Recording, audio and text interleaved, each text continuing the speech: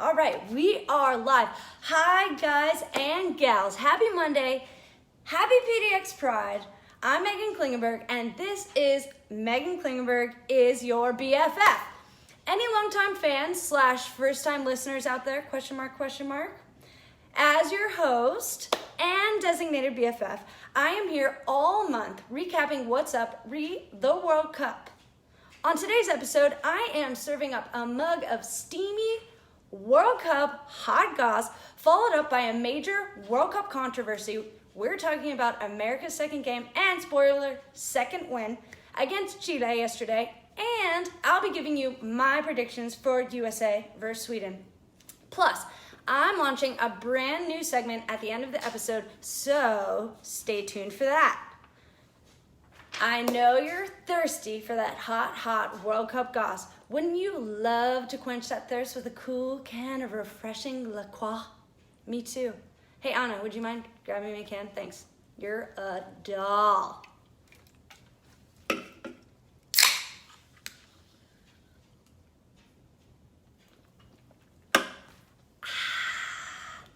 Also, since the World Cup is in France, I am clearly going to be pronouncing this La Croix the entire month. But about that hot World Cup goss, I have a scoop that the German team's secret sauce for this World Cup, an inside source tells me that the reason they've been winning on the field is because they're speed dating each other off the field. Let me explain. So, basically, Birgit Prinz, one of the very best players in the history of the women's game, also has her degree in clinical sports psychology. And she's been working with teams such as TS Hoffenheim and the Frauen-Bundesliga. Additionally, she is the sports psychologist for the German World Cup team in this year's tournament. Picture this, Mia Hamm with a degree in clinical psychology, giving info, advice, talking about pressure, commitment to winning to the current team at this tournament. Yeah, that is a huge advantage. So apparently, one of the things that she has recommended is speed dating for the German side. Picture this, 3 minutes with each person, no cell phones, questions to get that flow of the convo going, and then switching every 3 minutes at the bell, getting onto a new teammate. Okay, first of all, can we please film this? I mean, this is content we all need. Putting the hilariousness aside of this is absolutely brilliant, in my opinion. First, it builds camaraderie, it builds chemistry, and no matter what any women's team tells you, it doesn't matter. Not everybody likes each other on the team. Not everybody gets along with everybody else. It's just the nature of the game. But everybody has to respect each other, and everybody has to earn a certain, has to have a certain level of decency for each person on the squad. Okay, I think this is brilliant because it promotes a level of understanding between each teammate on the German side. And with every level of understanding, it breeds more respect for each other. And with more respect for each other, hopefully becomes more success on the field. German team, we're gonna find out if this is going to do it for you. Haven't looked so great in the World Cup group stage so far, but had a resounding win today, and I'm looking forward to seeing how this works out for the team. So basically, we should be doing this in the US team and maybe in like every other office in the US. Let's think about it. I think so. One of the things that's been really cool about the show is seeing your responses to the genius coming out of my mouth. JK, but also not. Because on Friday I tweeted, I wonder if the problem isn't actually VAR. I think it could possibly be that VAR is exposing all of soccer's vague and murky rules. Handballs, tackles in the box, and goalkeepers off their lines for pens.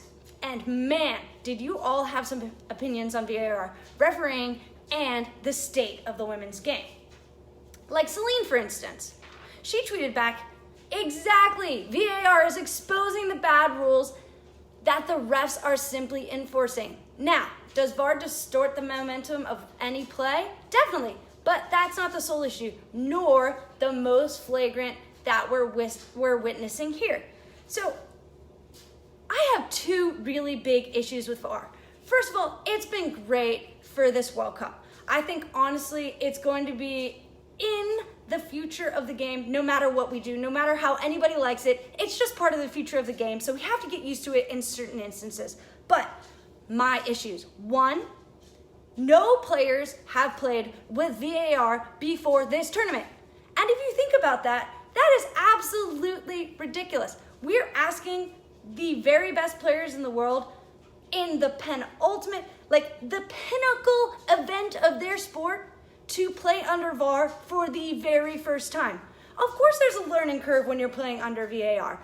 You need to be able to have a run up to the World Cup so you have experiences and practice to be able to compete in a competition that is under the eyes of VAR. That's like asking the World Cup teams not to practice before they come compete in the World Cup. Of course they're not going to do that. So of course they have to play under VAR. Let's get it in qualifying. Let's get it in friendlies. Let's get these players some reps playing under VAR. Secondly, it exposes refereeing in ways that it hasn't been exposed before. There is so much inconsistency between different referees for different matches. Let's just take the USA versus Chile match, for instance, when Chile was called for an offside penalty on a free kick that was played into the box. One of their players completely whiffed the ball. By the way, so did a listener. And nothing came, then a Chile player found a ball and put it in the goal. It would have been a goal for Chile if it hadn't been called back by VAR. But did that player really affect a listener? I don't know. But that's just one example. If we look at the other example, when Sam Kerr went up for a header and against Brazil in a more previous match, and then the Brazilian headed it back, it went in for an own goal. They said that Sam Kerr didn't actually affect the play, and that one stood. So in the Chile match, that goal didn't count, but in the Australian-Brazil match, it did. How are players supposed to figure out what they're supposed to do? Are they supposed to play it or not play it? Is VAR going to call it or not call it? That is something that's completely ridiculous and needs to be figured out before the biggest stage in the world is being played. Before I start recapping yesterday's USA versus Chile game, I need to talk about one of the biggest headlines from USA's second World Cup win, and that is Carly Lloyd's polite little golf clap in response to critics of the USA's team goal celebrations and their first and record-breaking, might I add, win versus Thailand. Well done, Carly. When asked about the clap, Carly's statement was, quote, "It was fun. I think it made a statement on the sideline. Wow." Oh, sorry, end quote. That wasn't part of hers. Wow is for me. Wow. They are being asked about the things beyond soccer off the field, and instead of steering the convo back to the pitch, they are actually taking on the news directly. This is in direct opposition of how we handled things in 2015.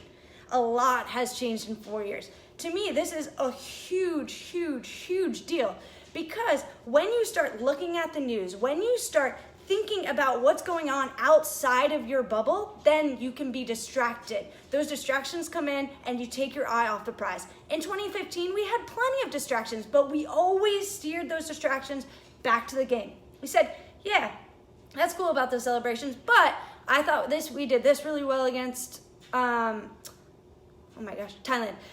We did this really well against Chile, and you know what? We're going to just focus on these things going forward. But this is a different look USA team, and this is a different way of handling those issues. They're allowing these things to come into their bubble, and instead of just focusing on soccer, they're also focusing on taking on headlines, taking on equal pay, taking on all kinds of other things. Now, these things need to be taken on. I love that they're doing that, but let's talk about those things after the World Cup. Let's friggin' win the World Cup first, and then tackle all of those issues afterwards. I realize this is a big platform, but it's the biggest career moment of your life. Take advantage of it. Play. Do what you have to do to win, and everything else is a distraction. Throw that shit right out. You know what else hasn't changed in 4 years? My love of pastries. And since the World Cup is in France right now, this episode of Meghan Klingenberg Is Your BFF is brought to you by croissants. Almond croissants, pain du chocolat, a kind of dry grocery store croissant that your coworker brought in and is all you have to work with, so whatever, who cares? It's still a croissant and flaky enough! Croissants. All right, people, the moment you have all been waiting for, let's recap the USA's 3-0 win versus Chile. To be honest, it was kind of boring. Just kidding, that's not all. I'm gonna recap the game for you right now. My 3 biggest takeaways. 1, Julie Ertz header. Everybody's very impressed with this header. I don't know why. This is classic Julie Ertz. It's her bread and butter. She makes that slashing run near post on corner kicks all day and nobody marks her. To me, it's Julie Ertz just doing what she does best. 2nd takeaway, Carly Lloyd likes to score.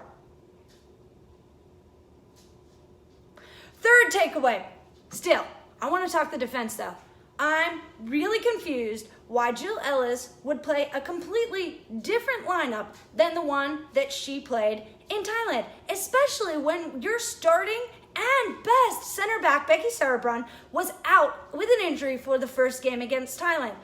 I really think that the U.S. backline needs consistency with Alyssa Nair and between the 4 defenders.